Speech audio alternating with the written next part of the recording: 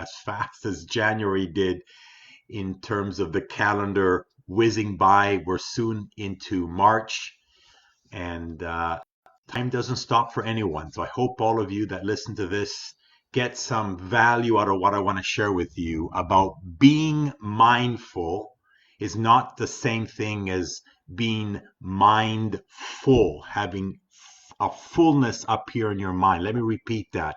It's important to be mindful, not mindful of stuff in your mind. Now, thanks to the web, thanks to social media, do you guys know what this is? Thanks to this, I'm sure one of you has one of these hanging around, attached to your side pocket or wherever you hold on to it. We're exposed to more information, get a load of this, than most grandparents who haven't been online were exposed to in a lifetime.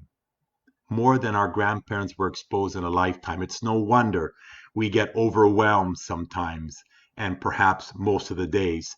So the best way to manage a full mind, a mind that's just full of everything going on, is to practice mindfulness.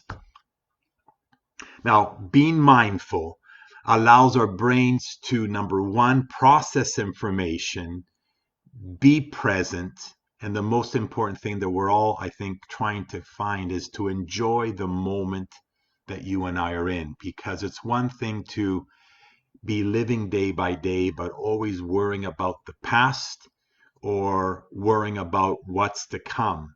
And that just adds to the mindfulness of your mind rather than just being mindful.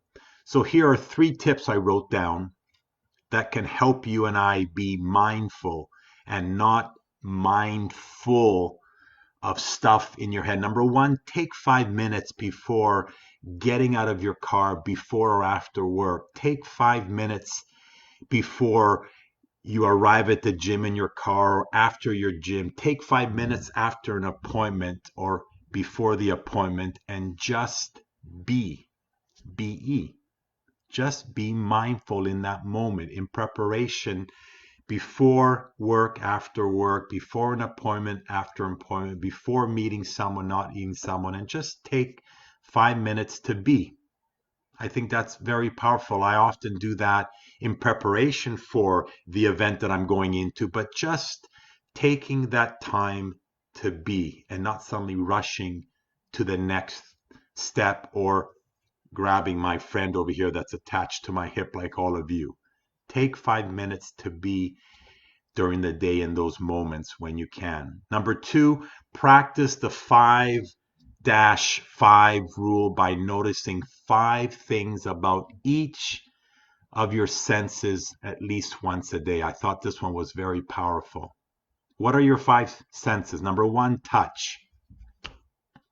Taste. What about your sight? How grateful you are for your sight. Try to close your eyes for a minute and try to walk from here to there without banging your foot or falling down some stairs. How blessed we are with our sight, being mindful to be able to look up and see the sky, see the clouds, see the rain here in Vancouver. What about smell? What about hearing? Have an opportunity each and every day, at least once, to look at those 5 senses, thank the Lord, and put them into play. Touch, taste, see, smell something, and hear. Powerful, okay? In terms of being mindful, be mindful, not mindful of stuff in your head. And the third tip I'll pass along to you is stop multitasking at least once a day. Every single day, and I'm guilty number 1, and that's why I share with you my journey, because I'm sharing things that I'm the culprit number 1, and I know I need to work on it. And I'm sure there's at least one person who's going to watch this video live or on replay that is in a multitasking world. So when you come home with your significant other, with your children, with your husband or wife, be present in the moment. If this goes off, don't answer it. Be mindful in appointments. Don't be checking your phone.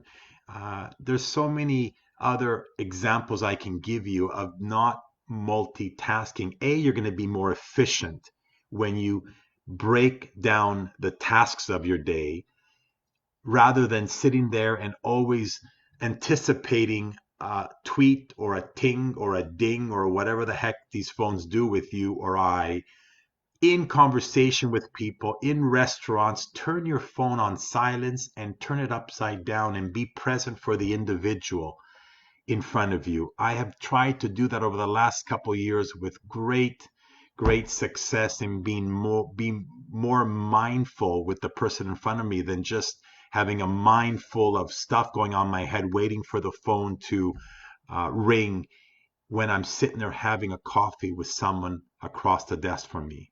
Okay, so those are just 3 tips to practice being mindful, but not having a full mind every day. Because again, in a world that we live in, we're exposed to so much more than our parents and our grandparents were. And it's no wonder we're seeing so much chaos and so many challenges out there with people and side effects and on and on.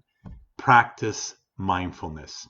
Okay, you'll be able to process the information, be present, and enjoy the moment that we have, because this is the only moment you and I have right now here chatting with you. This is a moment, and hopefully we've cherished it together constructively, and then we can move on to the next moment. Okay, guys, without multitasking. Talk to you soon. Hope you got some value. Feel free to share. Feel free to comment below your thoughts, and God willing, we'll chat with you another day. Bye-bye.